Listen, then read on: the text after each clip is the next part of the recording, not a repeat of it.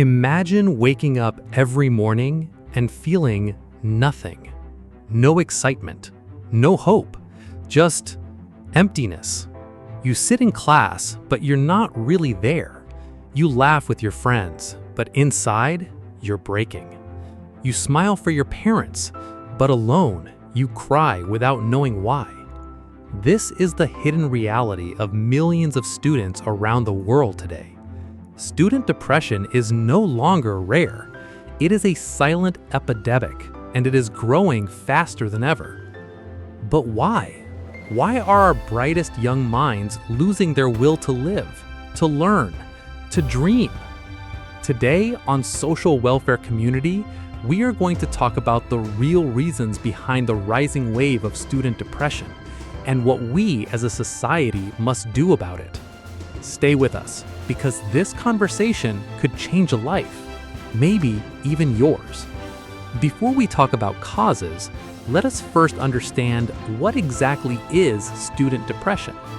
Depression is not simply feeling sad after a bad exam. It is not being upset when a friend ignores you. Depression is a medical condition, a disorder of the mind, where a person feels persistent sadness, hopelessness, and a loss of interest in almost everything for weeks, months, sometimes even longer. According to the World Health Organization, depression is one of the leading causes of disability worldwide, and young people between the ages of 15 and 29 are among the most affected. In South Asia, including Bangladesh, studies show that 1 in 3 university students show symptoms of depression, but most of them, nearly 80%, never seek help. Why? Because of stigma, because of silence, because no one told them it was okay to not be okay. That is exactly why this conversation matters. The number one cause of student depression: academic pressure. From the moment a child starts school, the message is clear. Get good grades, top the class, don't fail. Be the best or you are nothing. This constant pressure to perform creates a dangerous cycle. When a student fails or even performs below expectations, they don't just feel disappointed, they feel worthless. They feel like a burden. In Bangladesh and across South Asia, the pressure is especially intense. SSC, HSC, university admissions, each exam feels like a life or death moment. Parents sacrifice everything for education, and students carry that weight on their shoulders every single day. Add to that a system that measures intelligence with a single number. No space for creativity, no room for individual strength, just marks, ranks, and comparisons. When a student's identity becomes tied to their grades, failure doesn't just feel like failure. It feels like the end of the world. And for some students, tragically, it becomes exactly that. The second major cause is social media and the culture of comparison it has created. Every day, students open their phones and see friends traveling the world, classmates getting scholarships, peers looking perfect, successful, happy. But what they don't see is the reality behind those posts. They don't see the loneliness, the insecurity, the filters. Social media is a highlight reel, not real life. But our brains don't always understand that.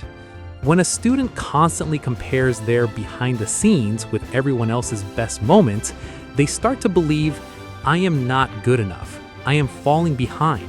Something is wrong with me. Research from Harvard University shows that heavy social media use is directly linked to higher rates of anxiety, loneliness, and depression, especially in teenagers and young adults. And here's the painful irony.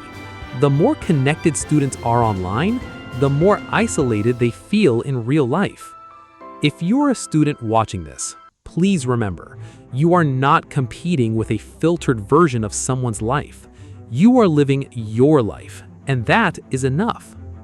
The third cause, and perhaps the most deeply rooted, is family pressure and financial stress.